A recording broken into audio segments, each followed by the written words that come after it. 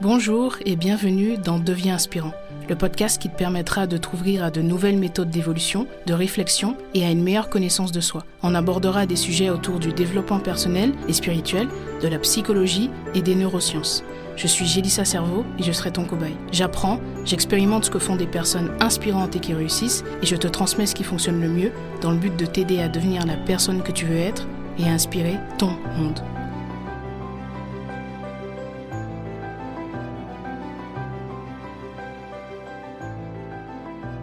Bonjour et bienvenue dans ce nouvel épisode. On se retrouve aujourd'hui pour parler, comme tu l'as vu dans le titre, des relations toxiques. Je vais te donner 5 signes qui te permettront de savoir si tu es dans une relation toxique. Alors évidemment, je te donne que 5 signes, il y en a tellement, il y en a beaucoup d'autres. Et évidemment, je ne vais pas citer par exemple la violence physique ou même verbale, qui est quand même un signe important qu'il faut partir, qu'il faut se faire aider, s'il le faut, se faire accompagner. Et agir au plus vite parce que ça peut devenir très dangereux évidemment, mais je vais te partager des signes un petit peu plus subtils qui vont te permettre de pouvoir faire une introspection, pouvoir observer si cette relation n'est pas saine et s'il faudrait éventuellement partir. Alors le premier signe, tu te sens constamment sur des montagnes russes émotionnelles. Ça c'est le premier signe qui me semble important à partager.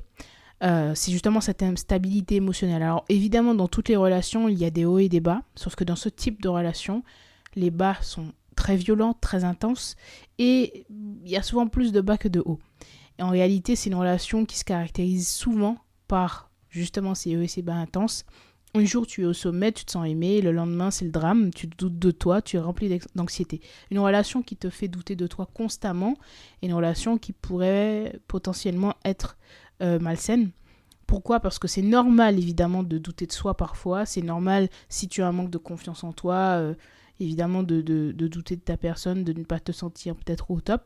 Mais si tu es dans une relation saine avec une personne qui considère et qui valorise justement tes émotions, tes sentiments, ta personne, tu vas pas te sentir très très régulièrement au plus mal, au plus bas, comme si tu remettais tout en question, toute ta personne et toutes tes qualités, toutes tes valeurs et ta valeur personnelle en question justement. Donc c'est un cycle qui peut te vider de ton énergie et de ta joie.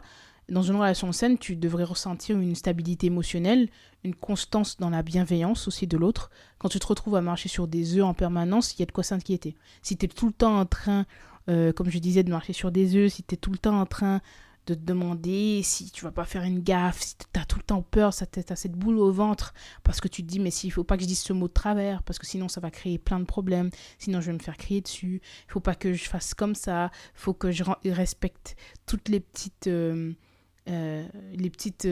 exigences de l'autre parce que sinon ça va créer un drame. Si tu es tout le temps dans ce stress, dans cette anxiété-là, alors évidemment tu es dans une relation toxique. Donc c'était le premier point. Le deuxième point, tu te sens constamment coupable ou inadéquate. Donc en fait, tu es tout le temps en train de penser que c'est de ta faute. Tout le temps de ta faute. Alors c'est aussi souvent lié à du gaslighting. Tu es peut-être face à une personne qui retourne la situation à chaque fois et qui a tendance à te remettre la faute sur toi. Peut-être même que c'est une personne qui va parfois avoir tendance, alors ça c'est aussi une nuance, hein. Soit ça va être une personne justement qui va remettre la faute sur toi, ça c'est une personne qui va vouloir s'accabler elle-même mais sans réellement changer. C'est-à-dire continuer à perpétuer un comportement qui est malsain, qui te fait du mal. Cette personne aura conscience que ça te fait du mal mais va quand même continuer tout en te disant qu'elle se sent coupable de ne pas faire ce qu'il faut. Dans une relation toxique, il y a souvent un jeu de manipulation émotionnelle qui te fait douter de toi. Peut-être que tu te sens coupable pour des choses minimes. Alors parfois, on va te faire te sentir coupable pour des choses vraiment minimes, vraiment ridicules même parfois. Ou pire encore, tu te dis que t'es jamais assez. T'es jamais assez bien, t'es pas comme il faut. Tu vas peut-être tout le temps subir des critiques sur ce que tu es, sur ce que tu aimes, sur ta capacité à faire face aux choses, sur des choses que tu peux ressentir, sur ce que tu es profondément. Et tu vas finir par te demander mais pourquoi cette personne est avec moi si ça lui convient pas, la personne que je suis, la façon dont j'agis. Si la personne que tu es ne lui convient pas, tu te demandes mais en fait pourquoi tu es là. Donc en fait cette personne va maintenir le lien tout en te critiquant sur ce que tu es, peut-être dans le but de te faire changer et de te faire être à son image. Cette personne va vouloir que tu sois à son image, à l'image de ce qu'elle s'est créée dans son esprit, mais pas vraiment accepter et adopter la personne que tu es pleinement. Cette personne voudra que tu fasses des concessions, toi de ton côté, mais ne voudra peut-être pas en faire de son côté. Cette culpabilité que tu vas ressentir peut devenir un véritable poison mental si tu remarques que ton partenaire ou ton partenaire te fait sentir que tu es la source de tous les problèmes. C'est un signal d'alarme. Une relation saine, c'est celle qui t'encourage et qui te valorise, et qui valorise justement qui tu es en tant qu'individu. Ça ne veut pas dire que la personne sera OK avec tout ce que tu fais ou tout ce que tu penses. Bien sûr, il y a des divergences d'opinion, bien sûr qu'il y aura parfois des conflits, mais ce sera des conflits qui seront dans un but de régler un problème. Ce sera toi et cette personne face au problème et non pas toi face à cette personne. Troisième point, tes besoins et tes limites sont constamment ignorés. Les relations toxiques vont souvent de pair avec un non-respect des limites. Peut-être que tu t'es déjà ouvert sur ce que tu acceptes ou non, sur ce qui est important pour toi, sur tes valeurs, mais rien ne change. Tu as l'impression que tes besoins à toi passent toujours après ceux de l'autre. C'est essentiel dans une relation de pouvoir exprimer ses limites et encore plus de les voir respectées. Sans ça, tu risques de perdre ton estime de toi et puis encore de te perdre toi-même. Et c'est vraiment très très important de pouvoir avoir l'espace dans une relation pour pouvoir exprimer ses limites, ses besoins et pouvoir sentir que tu es légitime à exprimer ça. Quatrième point, il y a un manque de soutien mutuel. Dans une relation toxique, le soutien, il est souvent unilatéral. Tu te retrouves à donner encore et encore, mais quand c'est à ton tour d'avoir besoin, il n'y a personne. Cette personne peut parfois, dans des situations et dans des moments vraiment très importants pour toi, ou par exemple, tu subis quelque chose, un traumatisme, ou tu subis la perte d'une personne, ou voilà, tu vis un challenge très compliqué, et bien cette personne va être absente. Cette personne va continuer à vivre sa vie comme si de rien n'était, comme si elle ne faisait pas partie justement de ton quotidien. Et ce manque de réciprocité peut être épuisant, parce que toi, de ton côté, évidemment, toi, tu fais tout ce qu'il faut pour soutenir cette personne dans chacun des aspects de sa vie.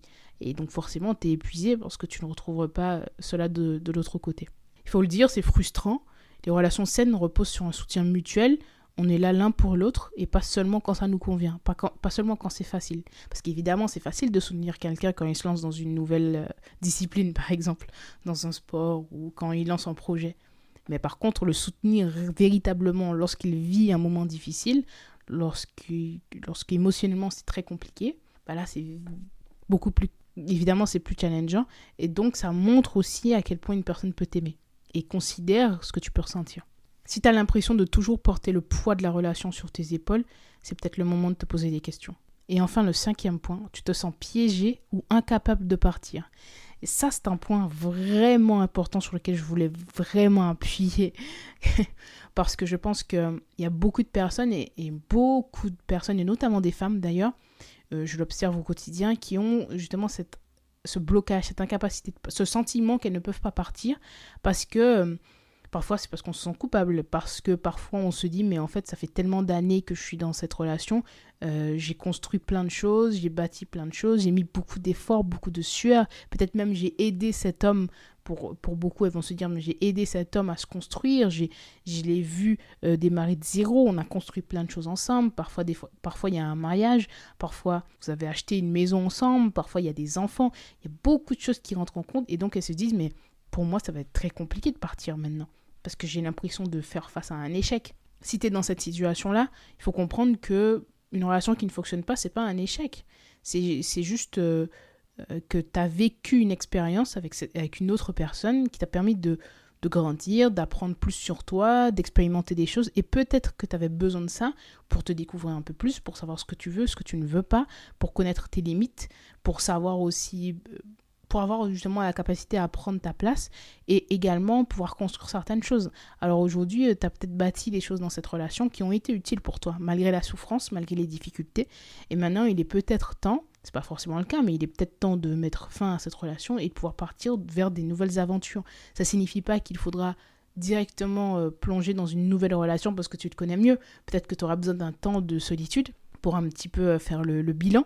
Le bilan de tout ce que tu as vécu avec cette personne et dans cette relation. Et suite à ce bilan, tu pourras beaucoup mieux savoir vers quel type de relation tu veux diriger et tu auras un peu plus de capacité à pouvoir te respecter parce que tu auras déjà expérimenté ça. Le but, c'est justement à travers les expériences difficiles, les relations difficiles, c'est pouvoir faire différemment par la suite parce que si tu restes dans un schéma qui se répète continuellement, tu ne feras que souffrir et tu n'apprendras pas grand-chose de cette expérience. Donc, c'est pas un échec de mettre fin à une relation, même lorsque ça fait des années, même lorsqu'il y a eu un mariage. C'est juste une expérience qui devait faire partie de ton chemin. Peut-être que cette personne était là pour un temps, tu as appris ce que tu avais à apprendre avec cette personne et que maintenant, il est temps de pouvoir mettre un terme à cette relation. Donc, pour beaucoup de personnes, alors j'ai parlé des femmes, mais ça arrive aussi aux hommes. Parfois, il y a des hommes qui se sentent incapables de partir, qui ont investi du temps, de l'énergie et beaucoup de sacrifices parfois, et qui se disent, mais en fait, il y a toutes ces choses-là, toutes ces responsabilités que j'ai sur le dos, je ne peux pas partir. Donc je pense que quand on est dans une relation qui n'est pas saine et qui nous fait du mal et qui nous détruit à l'intérieur, même lorsqu'il y a des enfants, justement pour le bien des enfants, parfois il est même nécessaire de pouvoir mettre un terme à la relation pour que l'enfant grandisse et évolue dans un environnement plus sain. Parce qu'on a tendance à parfois l'oublier, mais les enfants voient tout, entendent tout, ressentent tout. Ils voient leur maman ou leur papa qui est désemparé, qui est triste, etc. Il ne suffit pas de se cacher pour pleurer. Les enfants voient beaucoup de choses et ressentent beaucoup de choses. Et puis ils se rendent compte quand ils ne sont pas dans un foyer aimant lorsque leurs parents ne s'aiment pas. Enfin bon, pour revenir à ce point, tu te sens piégé ou incapable de partir, c'est l'un des signes les plus troublants parce que tu as le sentiment d'être pris au piège, tu as un peu l'impression d'être en prison. Et dans les relations toxiques, le partenaire peut créer cette dépendance émotionnelle, te faire croire que tu n'es rien sans lui. Pas en te le disant directement, mais en faisant comprendre que ta vie s'est améliorée depuis que tu es avec. Ta vie, voilà, tu as ça grâce à moi, ça va être des paroles comme ça, grâce à moi tu as ça, grâce à moi tu as ça. Je fais tout pour toi, comme ça je suis sûre que le jour où tu veux partir, ce sera plus compliqué pour toi parce que tu te diras, mais en fait tu perdras tellement de choses. Mais sans te le dire directement, parce qu'encore une fois c'est de la manipulation. Le but n'est pas que tu finisses par te rendre compte de la supercherie, évidemment. Le but est que tu sois tellement confortable que tu te dises, mais en fait, tu as tellement tout avec cette personne que même lorsqu'elle te maltraite, tu hésites à partir. Et que tu finisses par te dire, mais en fait, oui, cette personne me fait ça, mais elle m'apporte quand même des choses. Et ça, c'est le vrai piège. Tu peux ressentir justement une sorte de loyauté envers cette personne parce qu'elle a fait des bonnes choses pour toi, parce qu'elle t'a aidé dans certains aspects de ta vie. Mais une relation saine te donne la liberté, pas la sensation d'être en cage. Si tu as la sensation d'être en prison, si tu as la sensation de ne pas pouvoir être toi-même avec l'autre, si tu as la sensation de ne pas pouvoir exprimer pleinement qui tu es, de ne pas pouvoir justement pleurer quand tu le veux, chanter, danser quand tu le veux, exprimer ce que tu es, exprimer que tu en as marre, exprimer que tu es triste, exprimer que tu es en colère, exprimer que tu es fatigué, épuisé mentalement, physiquement, exprimer ce que tu es en tant qu'individu, être qui tu es en tant qu'individu, de pouvoir te sentir à l'aise, c'est que tu es dans une relation qui n'est pas saine, qui ne te permet pas de pouvoir être toi, en fait. Et je pense que ce type de relation n'est pas un type de relation sain, et c'est sûr que sur le long terme, ça te détruit petit à petit. Et petit à petit, tu perds qui tu es, tu perds ton essence, tu perds ta lumière, et je pense que c'est l'une des choses les plus inquiétantes, c'est le fait de perdre sa lumière, de perdre qui on est vraiment. Une relation, si tu es croyant par exemple, elle est censée te rapprocher de Dieu, pas t'en éloigner. Si avec une relation tu as des pensées suicidaires par exemple, tu as des pensées noires, tu as des idées noires, si à cause de cette relation tu doutes de ta valeur, ben alors c'est vraiment que c'est pas une relation pour toi. J'espère que ces 5 signes t'auront aidé à voir plus clair sur ta situation. J'espère que ça t'aidera et que si tu es dans une relation de ce type, tu prendras les bonnes décisions pour toi, pour ton bien-être, pour ta personne, parce que tu en vaux la peine, parce que tu mérites d'être dans une relation saine, tu mérites d'être aimé, tu mérites d'être valorisé, d'être considéré, tu mérites d'être vu, et tu mérites d'être dans une relation, et d'ailleurs dans des relations, où tu peux exprimer ce que tu es pleinement. Et lorsqu'il s'agit d'une relation aussi intime, évidemment, c'est encore plus important de pouvoir être toi, pouvoir vivre pleinement, pouvoir te sentir épanoui, même s'il y a des difficultés, c'est vrai, mais tu mérites de pouvoir vivre ça. La sérénité, c'est ce que devrait te faire ressentir une relation. Voilà, j'espère que cet épisode t'a plu. Si c'est le cas, n'hésite pas à le partager sur les réseaux sociaux et à me mettre 5 étoiles sur Apple Podcast ou sur Spotify. Ça m'aide énormément. Merci à ceux qui le font. Et puis on se retrouve très vite dans un nouvel épisode. Devenons inspirants ensemble.